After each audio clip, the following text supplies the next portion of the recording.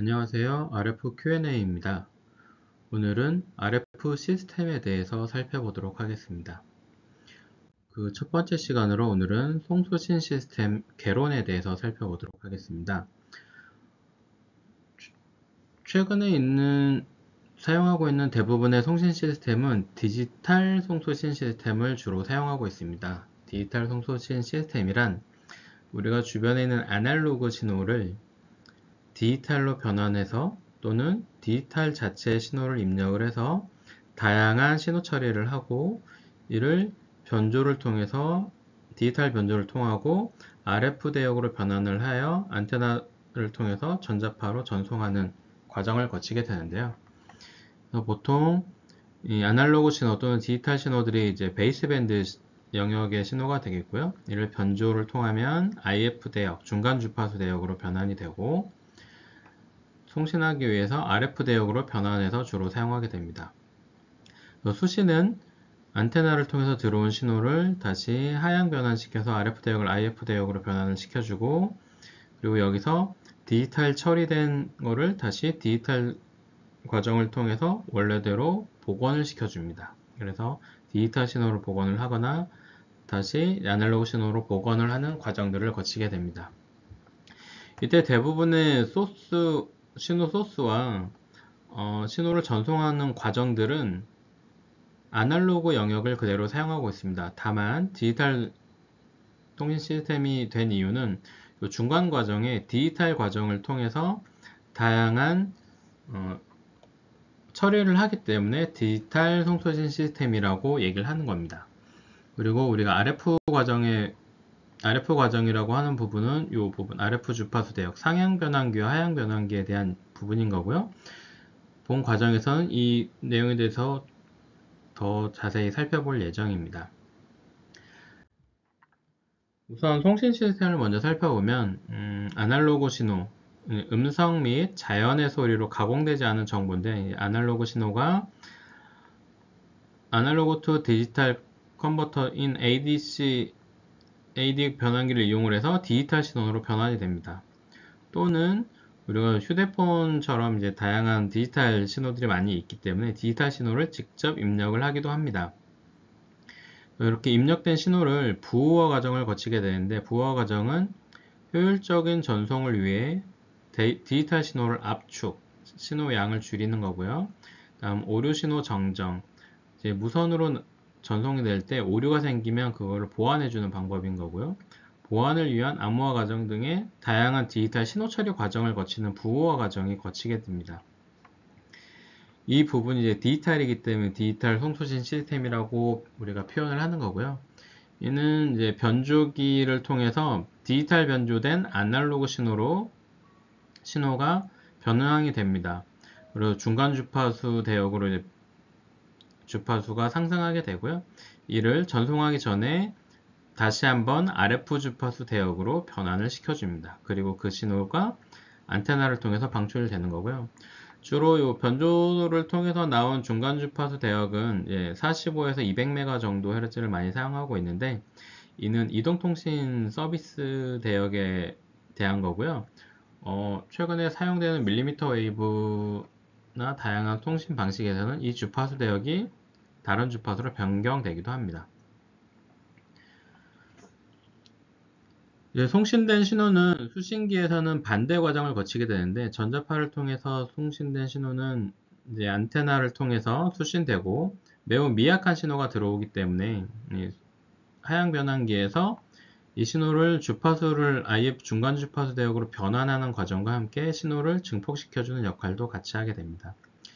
그리고 변조된 거에 대한 상대 대응으로 이제 복조를 해서 다시 디지털 신호를 끄집어내거나 아니면 디지털을 다시 아날로그 신호로 변환돼서 음성 또는 자연의 소리로 복원을 하게 됩니다. 그래서 송신기와 수신기는 서로 상대되는 개념으로 동작을 하기 때문에 시스템 파트를 공부를 할 때 이제 각각 상대되는 개념을 동시에 공부하게 됩니다. 여기서는 이제 RF 시스템 파트이기 때문에 RF 시스템은 이 송수신 시스템 중에 상향 변환기와 하향 변환기에 대한 부분이 바로 우리가 공부하게 될 RF의 영역입니다. 나머지 변조 파트, 복조 파트 이런 부분들은 통신이론 또는 통신 시스템 영역이고, 그리고 전자회로 파트에서 이게 많이 다루게 됩니다. RF 시스템에 대해서 주로 다루는 파트는 이제 상향 변환기와 하향 변환기고, 그 내부 구조를 보면은 이와 같이 자세하게 펼쳐져 있습니다. RF 시스템을 살펴보면 일단 주파수 변환에 대한 게 가장 큰 목적이기 때문에 시작과 끝은 이제 믹서로 되어 있습니다. 그래서 업컨버전 믹서는 변조기에서 만들어진 신호가 업컨버전 믹서를 통해서 RF 주파수 대역으로 변환하게 되는 거고요. 반대로 다운 컨버전 믹서는 수신된 RF 신호를 중간 주파수인 IF 주파수로 변환해주는 역할을 합니다. 송신기에서는 업 컨버전된 믹서가 이제 수신기까지 목적지까지 도달하기 위해서 충분히 큰 신호를 만들어줘야 되는데, 그 역할을 해주는 게 PA, 파워 앰프입니다. 그래서 송신기 출력이 수신기까지 도달할 수 있도록 송신 신호를 증폭을 한다. 근데 이 파워 앰프는 증폭 이득, 신호의 입력과 수신의 비교값인 증폭 이득보다 출력 신호의 출력 레벨 자체가 중요한 앰프입니다. 그래서 충분하게 높은 신호 레벨을 갖는 신호가 입력되지 않으면 파워 앰프는 충분한 신호 레벨의 출력을 만들어내기 어렵습니다. 그래서 파워 앰프를 구동하기 위해서, 파워 앰프의 충분한 신호 레벨을 입력하기 위해서 그 앞단에 사용되고 있는 앰프가 드라이브 앰프라고 하는 구동 증폭기가 있습니다. 충분한 신호 레벨을 파워 앰프에 입력해주는 역할을 하고 있습니다.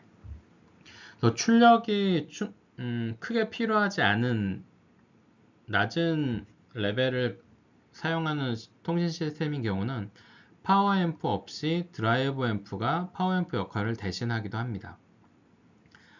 다음에 LNA라고 하는 거는 로우 노이즈 앰플리파이어인데, 수신단에 들어온 신호가 매우 미약하기 때문에 신호를 증폭해주는 증폭기인데, 이 수신단에서는 신호를 증폭만 하면 되지 않고 이 신호 증폭과 함께 이 뒷단에 있는 잡음 신호들에 대한 영향을 최소화해주는 역할을 해야 됩니다. 그래서 로우 노이즈 저잡음 증폭기라고 얘기를 하는 겁니다. 이 부분에는 뒤에 이제 설계 파라미터 할 때 좀 더 자세히 설명하도록 하겠습니다. 마지막 증폭기는 이제 IF 증폭기인데요. 다운 컨버전 믹서를 통해서 RF 신호가 IF 신호로 변환이 되고, 이때 이제 신호가 감쇄되기 때문에 그걸 보완해주기 위한 증폭기인데, IF 앰프는 주로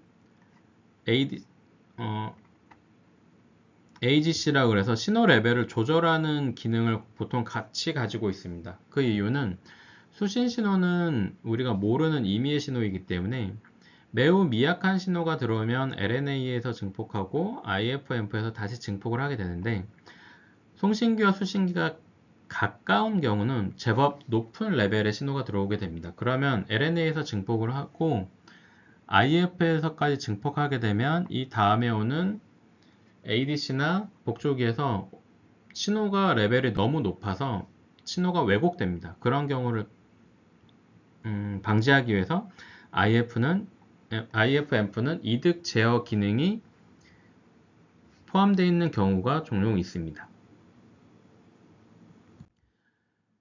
다음은 이제 필터 기능들인데, 여기 있는 이 필터들인데, 송신기에 있는 이 필터들은 주로 일반적인 대역통과 필터이기 때문에 그냥 단순히 BPF라고 표현을 많이 하고요. 수신단에 있는 필터들이 이제 이미지 리젝션 필터냐, IF 필터냐 이렇게 구분하게 됩니다. 기본 설계나 동작은 일반적인 BPF인데 역할이 있기 때문에 나눠지게 되는 건데요. 그 첫 번째로 이미지 리젝션 필터라고 하는 게 있는데, 대역통과 필터인데 우리가 필요 없는 이미지, 영상 신호라는 거를 제거해주는 역할을 합니다. 그래서 이게 필요하게 된 거고요. 자세한 동작 원리나 이런 거는 이제 다음 시간에, 다음 영상에서 이제 설명을 추가로 드리도록 하겠습니다. 두 번째, BPF는 다운 컨버전 됐을 때 앰프 믹서를 통하고 나면 다양한 이제 고주파 하모닉 성분들이 생기는데 그것들을 제거하는 역할들도 하는데, 또 하나의 역할은 이제 채널 선택을 위한 채널 선택 필터를 같이 하게 됩니다. 다른 대역 통과 필터들은 주로 서비스 대역, 통신사면 통신사 전체를 커버하는 역할을, 선택을 한다는 역할을 하고 있다면, 요 IF 채널에 있는 필터는 같은 통신사 중에서도 내 신호만을 끄집어내는 역할을 한다고 볼 수 있습니다. 그 동작 원리도 이제 다음 영상에서 살펴볼 거고요. 마지막 필터는 이제 듀플렉서라고 되어 있는데, 이 듀플렉서는 보통 송신과 수신을 구분해주는 역할을 듀플렉서라 그러는데, 그 듀플렉서의 역할을 하는 필터입니다. 그래서 우리가 주로 사용되고 있는 통신 방식들은 FDD, 송신 신호의 주파수와 수신 신호의 주파수가 다릅니다. 주파수가 다르기 때문에 그걸 분리하는 시스템 필터인 거고요. 주로 사용하게 되고, 간혹 이제 송신 주파수와 수신 주파수가 같은 경우가 있습니다. 와이파이, 블루투스 또는 5G 밀리미터 웨이브 시스템, 5G 시스템 같은 경우도 이제 송수신 주파수가 같은데, 그런 경우는 필터를 사용하지 않고 TDD 방식이라고 하는데요. 스위치를 이용해서 왔다 갔다 하면서 송신과 수신을 분리하게 됩니다. 이 필터는 다른 앰프라든지 믹서 또는 VCO 이런 것과 달리 패시브 소자, 수동 소자이기 때문에 주로 원칩화해서 시스템의 일체화가 안 되고요. 시스템 외부, 칩의 외부에 별도로 구현해서 연결시켜 주어야 합니다. 자, 마지막으로 살펴볼 거는 이제 PLL과 VCO인데요. 업컨버전, 송신기에서는 이제 중간 주파수를 RF 주파수로 업컨버전 시키고, 또는 수신 회로에서는 RF 신호를 중간 주파수로 다운 컨버전 시킬 때 필요한 반송파를 만들 때 쓰는 게 VCO고요.